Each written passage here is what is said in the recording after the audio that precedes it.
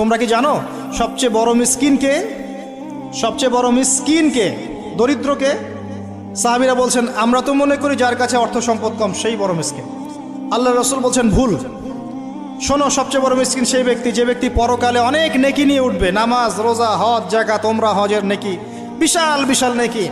এরপরে সে দেখবে সামনে মানুষ দাঁড়িয়ে আছে, কারো গীবত করেছে, কাউকে তহমত দিয়েছে, কাউকে অপবাদ দিয়েছে, কারো টাকা চুরি করেছে, কাউকে অন্যায়ভাবে জুলুম করেছে, কাউকে পিটিয়েছে, কারো সম্পদ লুট করেছে ইত্যাদি।